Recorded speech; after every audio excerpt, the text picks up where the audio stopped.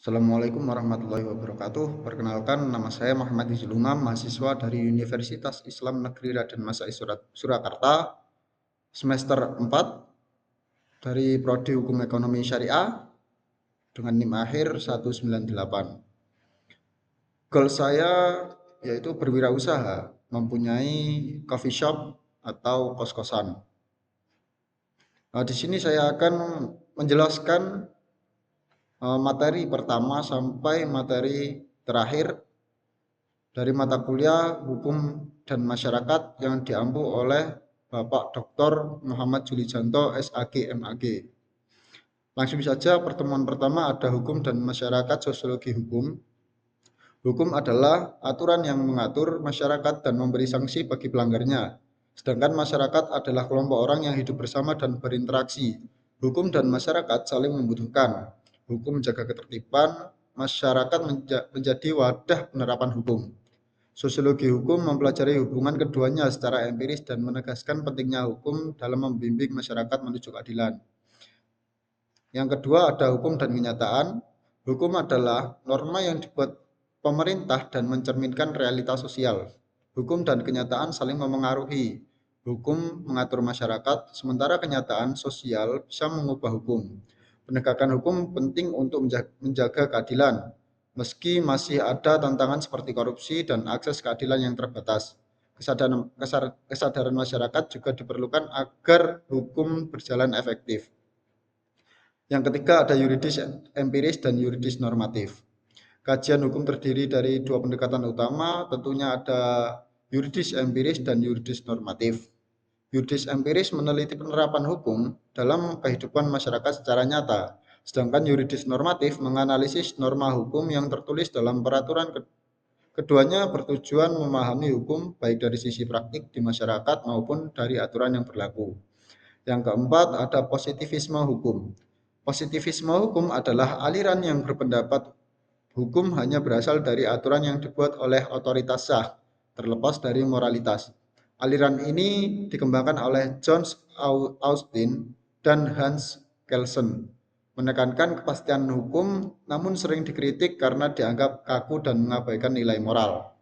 Yang kelima ada sosiologi jurisprudensi atau jurisprudensi dan sosiologis. Menekankan bahwa hukum harus sesuai dengan nilai dan kebiasaan yang hidup di masyarakat, serta berfungsi sebagai alat perubahan sosial. Aliran ini melihat peran hakim tidak hanya sebagai penegak hukum formal, tapi juga sebagai penggerak rekayasa sosial agar hukum tetap relevan dan dinamika masyarakat. Yang keenam ada mazhab pemikiran hukum, living law, dan utilitarianisme. Living law adalah konsep hukum yang menekankan hukum berasal dari kebiasaan masyarakat, seperti hukum adat di Indonesia. Utilitarianisme menilai hukum dari manfaat dan kebahagiaan terbesar bagi masyarakat. Keduanya mengajarkan bahwa hukum harus fleksibel dan bermanfaat bagi kesejahteraan bersama. Yang ketujuh ada pemikiran Emil Durkheim dan Ibnu Khaldun. Emil Durkheim dan Ibnu Khaldun sama-sama menekankan pentingnya solidaritas sosial dalam masyarakat. Durkheim berfokus pada fakta sosial dan solidaritas sebagai pengikat masyarakat, sedangkan Ibnu Khaldun menyoroti konsep asyabiyah atau solidaritas kelompok sebagai dasar peradaban. Meski pendekatan mereka berbeda, keduanya sepakat bahwa masyarakat adalah sistem sosial yang terstruktur dan solidaritas sangat penting untuk menjaga keteraturan sosial. Yang kedelapan ada kontribusi pemikiran Max Weber dan Hillehart dalam teori hukum modern. Max Weber memandang hukum sebagai bagian dari struktur sosial dan kekuasaan, menekankan pentingnya rasionalisasi hukum yang formal dan impersonal. Sementara itu, Hillehart membedakan aturan primer dan sekunder serta memperkenalkan konsep rule of recognition untuk memahami keabsahan hukum. Weber menyoroti aspek sosial dan legitimasi, sedangkan Hart memberikan kerangka analitis tentang struktur hukum. Keduanya saling melengkapi dalam membangun sistem hukum yang efektif, adil, dan sesuai kebutuhan masyarakat modern. Yang kesembilan, ada efektivitas hukum. Hukum adalah pilar utama yang menjaga ketertiban dan keadilan di masyarakat. Efektivitas hukum berarti sejauh mana hukum dapat diterapkan dan dipatuhi, yang dipengaruhi oleh kualitas hukum, peran penegak hukum, fasilitas pendukung, serta kesadaran masyarakat. Jika semua faktor ini berjalan baik, hukum bisa berfungsi optimal dan memberikan manfaat bagi masyarakat. Yang ke-10 ada hukum dan kontrol sosial.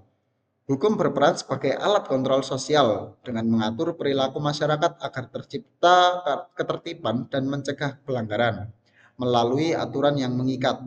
Hukum membantu menjaga stabilitas dan harmoni dalam kehidupan bermasyarakat.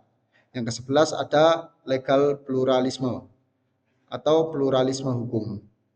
Pluralisme hukum adalah mengakui berbagai sistem hukum yang berjalan bersamaan, seperti hukum negara dan adat.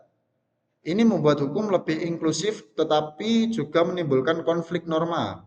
Agar efektif diperlukan harmonisasi dan peningkatan kapasitas penegak hukum. Yang ke-12 ada progressive law atau hukum progresif.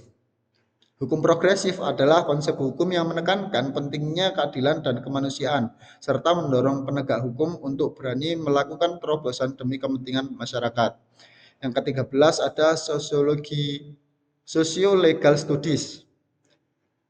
Hukum berperan penting dalam mengatur perilaku masyarakat, menjaga ketertiban, serta sebagai alat pengendali dan penyelesaian sengketa. Hukum juga menyesuaikan diri dengan perubahan sosial agar tetap relevan dan efektif. Kesadaran hukum masyarakat diperlukan agar tercapai keadilan dan ketertiban. Yang ke-14 ada pendekatan sosiologis dalam studi hukum Islam.